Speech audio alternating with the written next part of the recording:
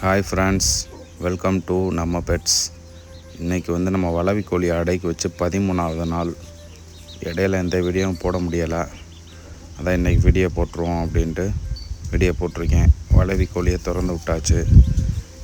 நம்ம 7 முட்டை வச்சோம் இல்லையா, அந்த 7 முட்டையிலையும் கரு கூடி இருக்கா இல்லையான்னு சொல்லி நம்ம செக் பண்ண போகிறோம். அதாவது ஒரு ஃபோனில் நம்ம ஃப்ளாஷ் லைட் ஆன் பண்ணி வச்சுட்டு ரூம் நல்லா இருட்டாக இருக்க மாதிரி ரூம் அடைச்சி வச்சுட்டு நம்ம அந்த ஃப்ளாஷ் லைட் மேலே அந்த முட்டையை வச்சோம்னா நம்மளுக்கு தெரியும். அதாவது பாதி இது இருட்டாக இருக்க மாதிரி இருக்கும், பாதி இதில் கொஞ்சம் லைட் இருக்கும். இன்றைக்கி 13வது நாள்ன்றதுனால கரு நல்லாவே கூடி இருக்கும், அதனால் பார்த்தாலே தெரியும் நம்மளுக்கு. இது கரு கூடாத முட்டையாக இருந்துச்சுன்னா ஃபுல்லாக அப்படியே ஃபுல்லாமே லைட் எரியும். இன்றைக்கி எந்த முட்டையும் அந்த மாதிரிக்கே இல்லை. வச்சுருந்த 7 முட்டையுமே நல்லபடியாக கரு கூடி இருக்குது. அதே மாதிரி இந்த வீடியோவில் நான் ஒரு மிஸ்டேக் பண்ணியிருக்கேன். அந்த மிஸ்டேக் என்னன்றது, எந்த டயத்தில் என்ன பண்ணியிருக்கேன்றது நீங்கள் கரெக்டாக கண்டுபிடிச்சி சொல்லுங்கள். வெயில் ரொம்ப அதிகமாக இருக்குது. மழை காலம்னா கூட கோழி குஞ்சுகளுக்கு இறை கிடச்சிரும். வெயில் காலம்ன்றதுனால அதுக்கு இறை கிடைக்கிறது கம்மி தான். அதனால் என்ன பண்ணுறோம், வீட்டிலேருந்து டெய்லி கொஞ்சம் சோறு எடுத்துகிட்டு வந்துடுறது. இப்போ நம்ம காக்கா கோழி பொரிச்சிச்சு, ஞாபகம் இருக்கா? ஒரு 5 குஞ்சு பொரிச்சிருந்தது. அந்த கோழிக்கு கொஞ்சோண்டு சோறு வச்சு விட்ருவோம், நல்லா சாப்பிடும். 5 குஞ்சுமே நல்லாவே வளர்ந்துருக்கு. இது மாதிரி வீட்டிலேருந்து சோறு கொண்டு வந்துடுறது.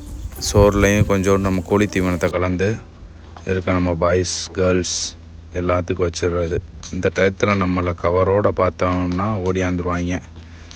எங்கே இருந்தாலும் நம்மளை பார்த்தா வந்துடுவாங்க. அப்படி பார்க்காம இருந்தானா நம்ம சவுண்டு விட்டோம்னா நம்ம சவுண்டை பார்த்து எங்கே இருந்தாலும் ஓடி வந்துடுவாங்க. இந்த கோழி நாட்டுறங்க கோழி, நம்மளை விடவே விடாது. எங்கே பார்த்தாலும் குஞ்சுகளோடு நம்ம பின்னாடி வந்துடும். அது 8 குஞ்சு பொரித்து 8 குஞ்சுகளோடு சுற்றிக்கிட்டு இருக்கு.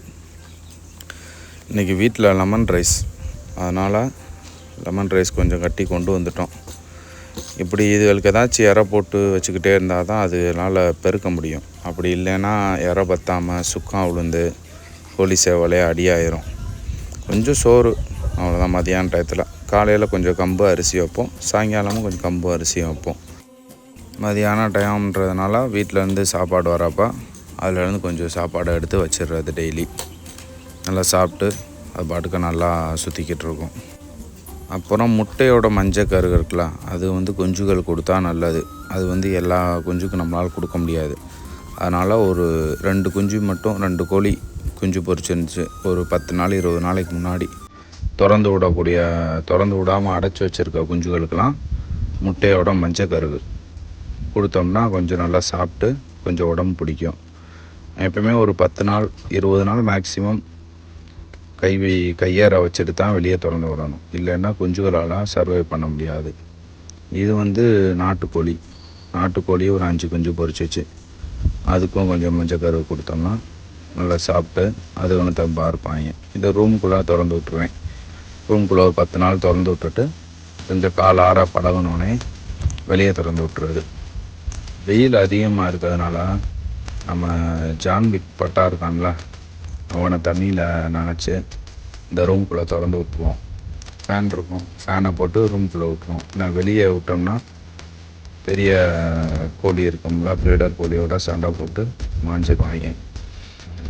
நம்ம சேனலை சப்ஸ்கிரைப் பண்ணிக்கோங்க, வீடியோ லைக் பண்ணுங்கள். அடுத்தடுத்த அப்டேட் உங்களுக்கு என்ன வேணும், எந்த பற்றி தகவல் வேணும்னு சொல்லுங்கள். நான் அந்த வீடியோ மேக் பண்ணி உங்களுக்காக போட்டு விட்றேன். Thank you friends.